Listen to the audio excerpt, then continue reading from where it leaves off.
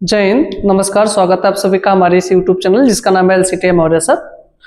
और आज के इस वीडियो में हम फिर से आपके लिए लेकर आए हैं जो कि ADCA हो या DCA हो या फिर CCC हो या O लेवल हो, ऐसे कोई भी एग्जामिनेशन में आपके एक्सेल से संबंधित क्वेश्चंस पूछे जाते हैं तो उसके लिए उस नजरिए से आपके लिए ये वीडियो बहुत ही इंपॉर्टेंट होने वाला है, क्योंकि हम आपको इस वीडियो के अंतर्गत आपको जो है 20 MCQ क्वेश्चंस कराने वाला हूं, जो कि CCC में या किसी भी संस्था पे आप पढ़ाई करते हैं, ADCA हो या DCA हो या CCC हो या DFA हो, तो उन सब में आपको एक्सेल पढ़ाए जाते हैं। तो एक्सेल से संबंधित जो कि फार्मूला से रिलेटेड ही ये सारे 20 क्वेश्चंस होने वाले हैं। तो इस वीडियो में हम लोग सीखेंगे 20 MCQ जो कि आपके केवल और केवल जो रहेंगे क्वेश्चंस ये आपके फार्मूला से रिलेटेड होंगे। तो चलिए हम लोग सीखते हैं। और अगर आप हमारे इस वीडियो में पहली बार हैं तो वीडियो पूरा देखिए। वीडियो आपको पसंद आए तो लाइक, सब्सक्राइब एंड शेयर जरूर करें।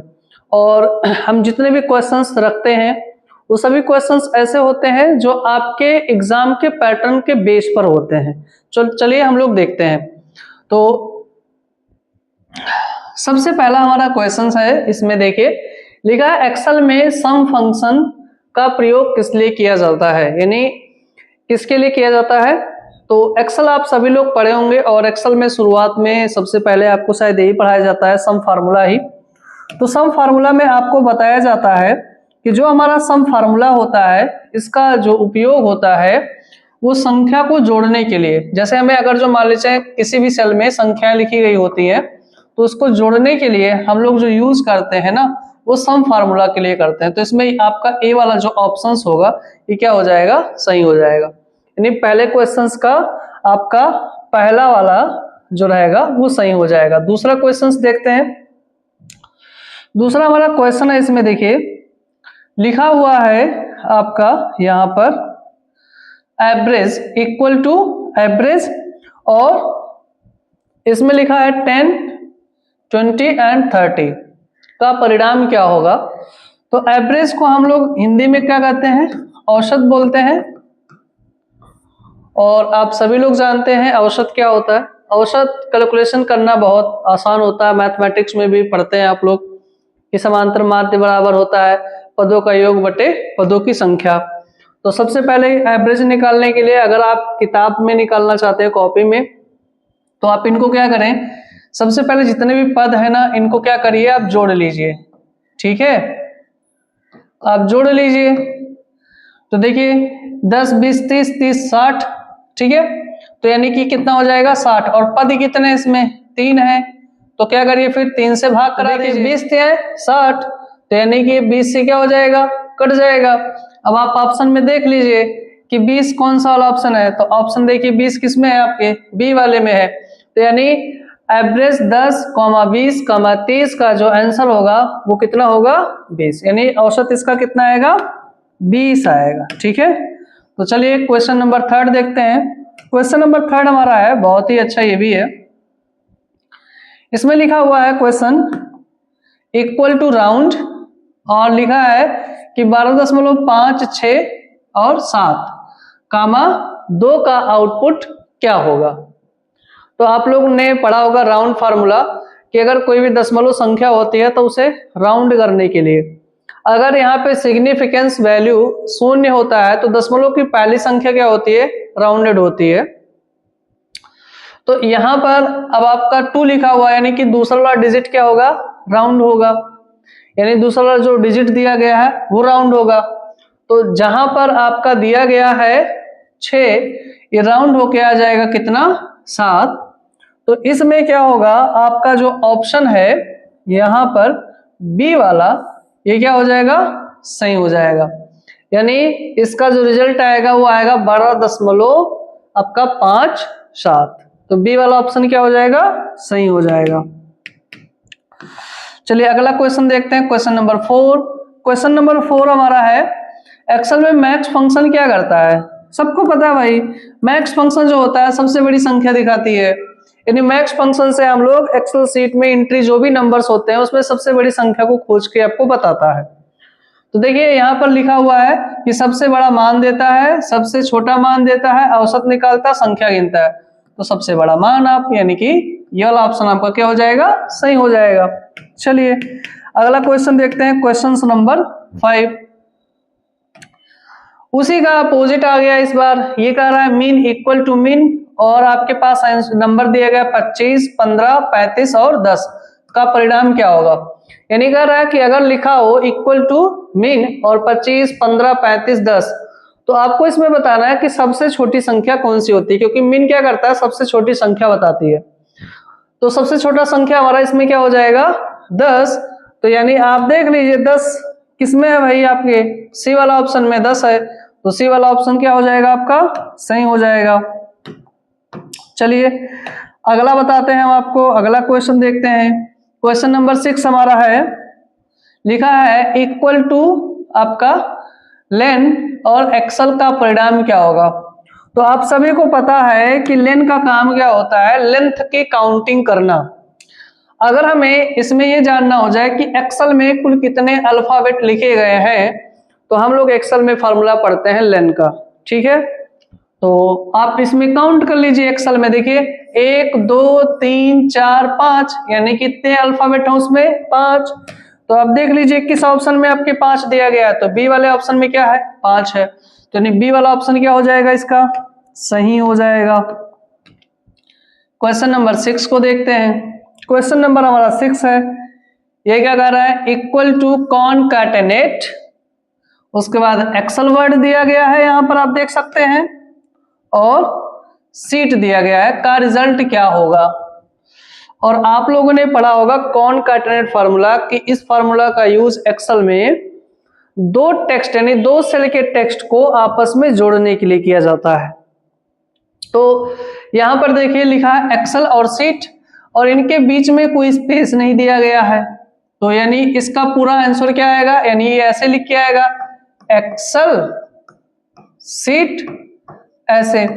तो ये देखिए इसमें कौन किसमें लिखा हुआ है, एक्सेल सीट। तो एक्सेल सीट आपके बी वाला में यहां देख सकते हैं लिखा हुआ एक्सेल सीट, तो बी वाला ऑप्शन आपका क्या हो जाएगा, सही हो जाएगा। चलिए क्वेश्चन नंबर अगला देखते हैं हम लोग, और आप लोग कमेंट में जरूर बताएं कि आपको इसमें से कितने क्वेश्चंस आ रहे हैं और समझ में आ रहे हैं या नहीं, ठीक है। लिखा है ट्रिम फंक्शन का उपयोग किस लिए किया जाता है। ट्रिम फंक्शंस भाई सब कोई जानता है, ट्रिम यानी कि ट्रिमर का नाम सुने होंगे, काटने वाला। तो ट्रिमर क्या होता है, यानी कि ट्रिम इसमें क्या करता है कि कोई 2 वर्ड लिखिए अगर जो है ना, जैसे मान लेते हैं यहाँ पे लिखते हैं LCTI, और इतना ज्यादा स्पेस दे करके हम लोग क्या लिख देते हैं, मौर्य, ठीक है। तो इनके बीच में आप देखिए बहुत ज्यादा स्पेस है, तो इसी एक्स्ट्रा स्पेस को कम करने का काम कौन करता है, आपका ट्रिम करता है। तो देखिए भाई यहाँ पर लिखा होगा टेक्स्ट को छोटा करने के लिए, स्पेस हटाने के लिए, टेक्स्ट जोड़ने के लिए, अक्षर बदलने के लिए। तो स्पेस हटाने के लिए हम लोग किसका इस्तेमाल करेंगे भाई, ट्रिम का। तो यानी बी वाला ऑप्शन आपका क्या हो जाएगा, ये बिल्कुल सही हो जाएगा, बी वाला। अगला देख लेते हैं हम लोग, क्वेश्चन नंबर 9 है। क्वेश्चन नंबर 9 हमारा कह रहा है कि अगर हमारे पास लिखा हो इक्वल टू प्रॉपर और लिखा है माइक्रोसॉफ्ट एक्सेल, तो इसका परिणाम क्या होकर के निकलेगा। आपने पढ़ा होगा प्रॉपर, यह एक लेटर केस होता है जिसमें आपको पढ़ाया जाता है कि प्रत्येक वर्ड का पहला अक्षर कैपिटल, बाकी सभी स्मॉल। तो इसमें आप देखिए 2 वर्ड आपके पास दिया गया है, एक का दिया है माइक्रोसॉफ्ट और एक दिया गया है एक्सेल। तो माइक्रोसॉफ्ट का M कैपिटल हो जाएगा और एक्सेल का E कैपिटल हो जाएगा। तो आप ऐसा वर्ड इसमें से खोज लीजिए ऑप्शन में से। तो माइक्रोसॉफ्ट एक्सेल, ये देखिए सी वाला ऑप्शन में यानी माइक्रोसॉफ्ट का M कैपिटल है, एक्सेल का C कैपिटल है, तो यानी आपका सी वाला ऑप्शन बिल्कुल क्या हो जाएगा, सही हो जाएगा। क्वेश्चन नंबर 10 को देखते हैं। क्वेश्चन नंबर 10 हमारा है, लिखा है इक्वल टू नाउ, क्या लिखा है, equal to now bracket and open and close, उसके बाद फंक्शन क्या लौटाता है। तो आपने एक्सेल सीट में पढ़ा है जब आप डेट एंड टाइम फार्मूला सीखते हैं तो उसमें हर एक मार्ट साहब जो होते हैं सबसे पहले आपको पढ़ाते हैं क्या चीज, नाउ फार्मूला, है ना। नाउ पढ़ाएंगे, फिर टुडे पढ़ाएंगे, डेज पढ़ाएंगे, ऐसे आपके पढ़ाए जाते हैं। तो आपको सिखाया जाता है कि नाउ जो होता है कंप्यूटर के करंट डेट और टाइम को शीट में शो कराता है। तो अगर ऐसा कोई ऑप्शन है जैसे लिखा है वर्तमान तिथि, तो ये ऑप्शन बिल्कुल गलत है। वर्तमान तिथि नहीं दिखाता है। वर्तमान समय ये भी नहीं है। तिथि और समय दोनों दिखाता है, जी हाँ। तो ये वाला आपका ऑप्शन क्या हो जाएगा, बिल्कुल सही हो जाएगा। चलिए आगे देखते हैं हम लोग, अगला क्वेश्चन कराते हैं, क्वेश्चन नंबर 11। क्वेश्चन नंबर हमारा 11 है, करा टुडे, है ना। फॉर्मूला क्या दिया गया है, टुडे फंक्शन क्या लौटाता है, वही अभी हमने जस्ट बोला कि पहले नाउ फिर टुडे। नाउ से डेट और टाइम दोनों आता है, जबकि टुडे से केवल क्या आता है, डेट आता है। तो इसका आंसर क्या होने वाला है, तो इसमें लिखा है केवल तिथि, क्या चीज, केवल तिथि। तो ये वाला ऑप्शन आपका क्या हो जाएगा, सही हो जाएगा। केवल समय नहीं लौटाता है, दोनों नहीं लौटाता है, महीना भी नहीं बताता है, तो यानी आपका ए वाला ऑप्शन बिल्कुल सही है। अगले क्वेश्चन को देखते हैं, क्वेश्चन नंबर 12। लिखा है लोअर। अगर लोअर आ गया है तो फिर से आपका क्या है, ये एक लेटर केस फार्मूला है। लेटर केस फार्मूला में लोअर आप लोग जानते हैं, लोअर मतलब स्मॉल लेटर एक प्रकार से कह सकते हैं, ठीक है। तो लिखा है इक्वल टू लोअर और हेलो लिखा है, तो हेलो को ये स्मॉल लेटर में कैसे लिखेगा, HELLO। तो आप खोज लीजिए इसमें, और हाँ वहां पर आपका दिया गया है। तो हेलो इसमें आप देखिए कैपिटल लेटर में है, तो कैपिटल लेटर में यहाँ पे देख लीजिए, लेकिन ये स्मॉल लेटर में दे रहा है भाई यहाँ पर। तो यहाँ पर देखिए हेलो इसमें दिया गया है स्मॉल लेटर में, तो आपको मिल जाएगा ये हेलो, ठीक है। चलिए आगे देखते हैं हम लोग।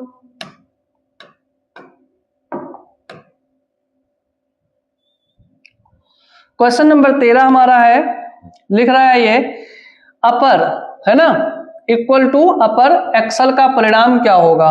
बहुत ही सिंपल है ये भी भाई, लोअर का ये उल्टा है, ये अपर है तो कैपिटल करेगा, लोअर स्मॉल करता है, ठीक है। तो अब देख लीजिए कैपिटल किस में होकर के आ रहा है, एक्सल। तो एक्सल में ये देखिए ये आपका कैपिटल करके आ रहा है, यानी कि बी वाला ऑप्शन आपका क्या हो जाएगा, सही हो जाएगा। बहुत इजी है भाई, आप लोग कमेंट में फटाफट बताते रहे कि आपको कितना क्वेश्चन इसमें से आ रहा है। ये देखिए अगला आ गया हमारा सर्च, क्या आ गया है, सर्च। सर्च दिया है सी और एक्सल का परिणाम क्या होगा। आप लोगों ने पढ़ा होगा एक फार्मूला होता है सर्च, और इसके साथ में सिमिलर फार्मूला होता है फाइंड। दोनों में बस एक ही अंतर होता है कि ये केस सेंसिटिव होता है, सॉरी सर्च जो होता है ये नॉन केस सेंसिटिव होता है, जबकि फाइंड आपका केस सेंसिटिव होता है। मतलब फाइंड केस का मिलान करके तब अक्षर को खोजता है, जबकि सर्च चाहे लेटर केस कैपिटल दो स्मॉल दो कुछ भी दे दो, ये सब स्थिति में खोज करके आपको दे देगा। बस इतना अंतर इसमें समझ लीजिए आप। तो इसमें पूछा जा रहा है आपसे कि एक्सेल में सी का नंबर पोजीशंस क्या है, यानी सर्च और फाइंड का काम ये होता है टेक्स्ट का नंबर पोजीशन बताते हैं कि आपका अल्फाबेट या आपका वर्ड किस स्थान पर है। तो जैसे कि यहां पर दिया गया है सी पूछा जा रहा है, एक्सेल में सी का कौन सा पोजीशन है, तो भाई आप काउंटिंग कर सकते हैं सिंपल इसमें। तो देखिए 1 2 और ये 3, तो यानी आपके जिस भी ऑप्शन में 3 दिया गया हो वही वाला सही है। ये 1 है तो गलत, ये 2 है गलत, तो ये 3 है, ये वाला ऑप्शन आपका क्या हो जाएगा, सही हो जाएगा। तो 14 क्वेश्चंस आपको कैसा लगा कमेंट में लिखते रहें। क्वेश्चन नंबर 15 देखते हैं। लिखा एक्सेल में कॉलम कैसे पहचानते हैं। अच्छा मान लीजिए कि ये क्वेश्चंस मैं आपके लिए छोड़ दूं, ठीक है। जैसे लिखा है एक्सेल में कॉलम कैसे पहचानते हैं, तो इसमें कौन ऐसा लड़का है जो कमेंट में बता सकता है। तो ये क्वेश्चंस हम आपके लिए छोड़ रहे हैं, और आप हमें कमेंट में लिख करके बताएं कि एक्सेल में कॉलम को आप कैसे पहचानेंगे, ठीक है। इसमें आपके एक ऑप्शंस है, अगर आपको नहीं आएगा कमेंट में आप लिखिएगा, हम आपको इसका जो है रिप्लाई देंगे जरूर। तो लेकिन आपके लिए क्वेश्चंस मैं छोड़ रहा हूं, क्वेश्चन नंबर 15 को आप हमें बताइएगा कि एक्सेल में आप कॉलम को कैसे पहचानते हैं, ठीक है। चलिए क्वेश्चन नंबर 16 को देखते हैं। 15 का आंसर आप लोग को करके देना है भाई। अगला हमारा क्वेश्चन है, लिखा हुआ है इक्वल टू लेफ्ट। क्या लिखा है? इक्वल टू लेफ्ट एक्सल और 3 दिया गया है, का परिणाम क्या होगा? यानी लेफ्ट आप लोग जानते हैं, जैसे आपसे कह रहा है कि यहाँ पे जो लिखा हुआ एक्सल में 3 अल्फाबेट बाईं ओर से कौन कौन से हैं। लेफ्ट फार्मूला आप लोग पढ़े होंगे, ये टेक्स्ट लेंथ को दाहिने तरफ से, बाएं तरफ से, बीच में से, क्योंकि इसमें 3 फार्मूला होता है। लेफ्ट बाईं ओर से बताता है, राइट दाहिने ओर से बताएगा, मिड बीच में से बताता है। तो बाईं ओर से आपसे पूछ रहा है कि इस एक्सेल के वर्ड में बाईं ओर से 3 अल्फाबेट कौन कौन से हैं। गिनती मान लीजिए 3 देके, ई है, एक्स है और सी है। तो आपको जिसमें ये अल्फाबेट आपको मिल जाए वही वाला ऑप्शन सही है। तो देखिए इसमें पहले वाले में ही ऑप्शंस मिल जा रहा है ना। तो ये वाला ऑप्शन आपका क्या हो जाएगा? बिल्कुल सही हो जाएगा। लेफ्ट साइड से ई, एक्स और सी मिल रहे हैं 3, तो ये वाला ऑप्शन आपका बिल्कुल क्या है? सही। तो बढ़ते हैं क्वेश्चन नंबर 17 की ओर। 15 का क्वेश्चंस का आंसर आपको बताना है। 15 के क्वेश्चंस का आंसर आपको बताना है कि एक्सेल में आप कॉलम की पहचान कैसे करते हैं। ठीक है, वो आपके लिए छोड़ा गया है। क्वेश्चन नंबर 17 है राइट। अभी तो भाई हमने लेफ्ट किया, अभी मैंने बोला है कि लेफ्ट बाईं ओर से, राइट दाईं ओर से। अब ये फिर से आ गया है, ये कह रहा है कि भैया कहीं लिखा हुआ है एक्सेल और आपको बताना है इसके दाहिनी ओर से 2 अल्फाबेट कौन कौन से हैं। तो देखिए ई है और यल है दाहिनी ओर से, तो ई और यल जिसमें मिल जाए वही आपका आंसर क्या हो जाएगा? सही। तो ई एक्स दिखा रहा नहीं है, ये वाला ऑप्शन आपका बिल्कुल क्या हो जाएगा? सही हो जाएगा, क्योंकि इसमें कितना मांगा है? 2 अल्फाबेट, वो भी किस साइड से? राइट साइड से। तो ईएल मिल जा रहा है, ये वाला आपका ऑप्शन क्या हो जाएगा? यानी कि बी आपका सही हो जाएगा। हमारा अगला क्वेश्चन है, कर रहा है यहां पर equal to if 10 greater 5 yes और नो। तो आपने पढ़ा होगा इफ फार्मूला कि जो भी एंट्री डाटा होता है उसका कंडीशंस बेस पर ये क्या बताता है? रिजल्ट बताता है। इसमें वैल्यू इफ ट्रू हुआ तो रिजल्ट आपका ट्रू आएगा, गलत हुआ तो फिर फॉल्स आएगा। यानी कहने का मतलब ये है, आपसे इसमें जो क्वेश्चंस पूछ रहा है हम उस पर बात करें अगर जो, तो ये हमसे कह रहा है कि 10 जो है ये आपके 5 से क्या है? बड़ा है। कह रहा कि अगर बड़ा है तो आपका आंसर आएगा यस, अगर आपके नजरिए से ये क्या होता है? छोटा होता है, तो आंसर क्या मिलेगा? नो। तो भैया आप खुद ही बताओ, क्या 5 से बड़ा 10 है या नहीं है? तो आप क्या कहोगे? हाँ बड़ा है। तो भैया जब बड़ा है तो आप क्या कहेंगे? यस। यानी कि ए वाला ऑप्शन आपका बिल्कुल क्या हो जाएगा? करेक्ट हो जाएगा। यानी आपको ऐसा कहीं भी मिल रहा है तो उसका आपका एस ही होगा, यानी यस आपका क्या हो जाएगा? सही। क्वेश्चन नंबर 20 को देखते हैं और आखिरी हमारा क्वेश्चन है। इसमें लिखा हुआ है इक्वल टू इफ 2 इक्वल 3, तो यानी 2 अगर जो 3 के बराबर हुआ तो इक्वल आए और बराबर नहीं हुआ तो क्या है? Not equal. इफ मैं बार बार बोल रहा हूं कि इफ कंडीशंस बेस पर आपको परिणाम देता है। कंडीशन ये है, आपके ऊपर कहा जा रहा है कि भैया 2 अगर बराबर हो कितने के? 3 के, तो इक्वल टू आ जाए, क्या जाए? इक्वल टू, और नहीं तो फिर क्या है? Not equal to. तो क्या आपका 2 3 के बराबर है? आप लोग खुद बताइए सोच के। तो नहीं है। तो इसमें पहला वाला ऑप्शन इक्वल टू दिया यानी कि ये गलत है। नॉट इक्वल यानी ये बिल्कुल आपका ऑप्शन क्या हो जाएगा? सही हो जाएगा। ठीक है, तो ये थे आपके कुछ 20 सवाल, 20 क्वेश्चंस जो बिल्कुल फार्मूला बेस पर थे। आपको कैसा लगा आप हमें कमेंट में जरूर बताएं, और क्वेश्चन नंबर 15 का आंसर आप लिखना ना भूलें। मिलते हैं इसी प्रकार के एक और नए वीडियो में, तब तक के लिए जय हिंद।